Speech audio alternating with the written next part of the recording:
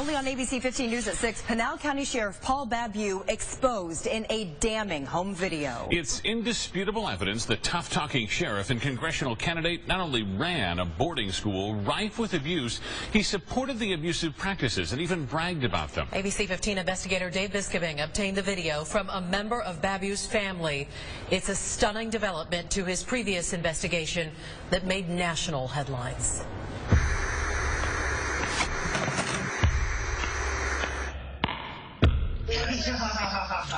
This is Paul Babeu. Watch out, baby. Christmas 1999. And after dinner, he starts telling family about his new job. Oh, it's amazing. At an unlicensed boarding school for troubled teens. You should see these people coming in there. They're absolutely bonkers. Where broken rules. They do that stuff. Everybody else pays what? Carried punishments both abusive and inhumane. They need to feel depression, and they have to bottom out. This is what was left of the DeSisto School in Stockbridge, Massachusetts, when we broke the story 4 years ago. ABC 15 investigators uncover physical and sexual abuse at a boarding school.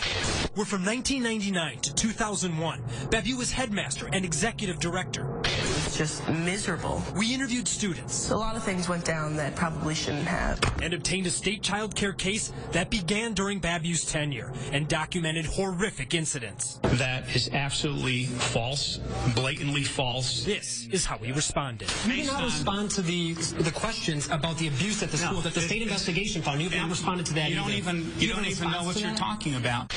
Strong denials from the sheriff, who threatened to sue. His lawyers sent letters demanding a retraction, saying when it came to the mistreatment of students, Babeu wasn't involved in it or even aware of it. But in this video, There's all kinds of rules. for 10 minutes, Babeu goes into detail about the punishments. They're silenced. They can't talk at all. Time after time, the specific terms he uses match exactly to the terms in the state's investigation. So it's like the basic training kind of thing, too, where, they're grouped, they're handheld, they're... Investigators finding these practices led to sexual abuse because they force students into groups and to hold hands no matter what, even using the bathroom and showers. It does work. And here, as Babeu starts talking about the most severe discipline, he leans back. These kids, they get sent to what's called the farm, where they actually do manual labor. On the farm, kids often deprived of food and water. No school either, just labor, sometimes for more than a year. They put it in a farmer's suit, the Dickies outfit, and they do. Cornered and everything. Cornered, a punishment experts call torture. They can be cornered for weeks. In the corner. It's up to their own timetable. They have a chair and they are in the corner and they have to face the corner. Seriously. What, do you sit there all day? Yeah. 14 hours a day, every day. It's isolation and seclusion, no communication, no contact with others, cutting you off from everyone and everything. They're there for a reason. And they're there for a reason. And once they learn, it's amazing. In one case, the state found a teen with bipolar, ADHD, and impulse control disorder was cornered for weeks on end.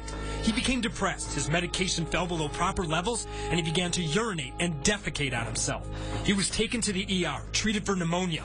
Then, when he returned to DeSisto, sent back to the corner. I don't understand why someone would misbehave to get in that corner and then stay in the corner. Because they're hopeless. It doesn't make sense. Because they're hopeless. We showed the video to Dr. Mark Wellick. It's criminal child abuse. He's a national teen psychiatry expert who also spoke out after our 2012 report. This is systematized, validated, justified abuse. On his campaign website, Babeu still touts his time running the DeSisto School and his effectiveness managing personnel. But just after he left the school, the state found half the staff wasn't background checked, and not a single staff member was qualified to have unsupervised contact with kids or restrain them. But they restrained students excessively and routinely, even using kids to restrain each other. In fact, that was all part of the program. Put them down, and you just keep them there until they work it out of them. They're in a relationship, even being restrained. They're interacting with people, and that's what some people need. This is insane.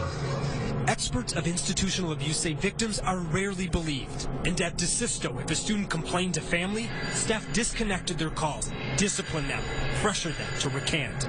Those kids who are outnumbered, outmanned, strong-armed, threatened, if they don't knuckle under. And that was the goal, to break them. It's peer pressure.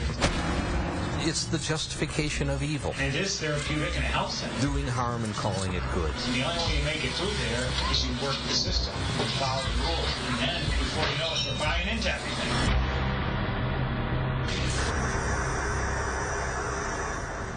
Now, we gave the sheriff 2 business days to watch the video. He elected not to, but the spokesperson for his campaign did.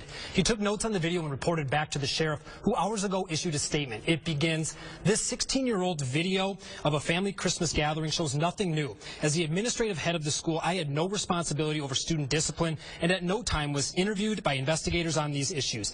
In the statement, he also challenged the family member who gave us the video and said he wants to focus on issues facing our country. So, Dave, investigators say this was abuse. Is there a chance that Babeu or anybody else might still be held responsible? Well, Steve, that's the big question. We're going to be calling Massachusetts officials to find out if he or anybody else could be held accountable based on what he said here. I mean, what about the kids? What more can you tell us about them? Well, the parents paid a lot of money for them to go to, and they had all kinds of issues. Tuition was $65,000 a year, and many had special needs. Let me just read you a quick list here.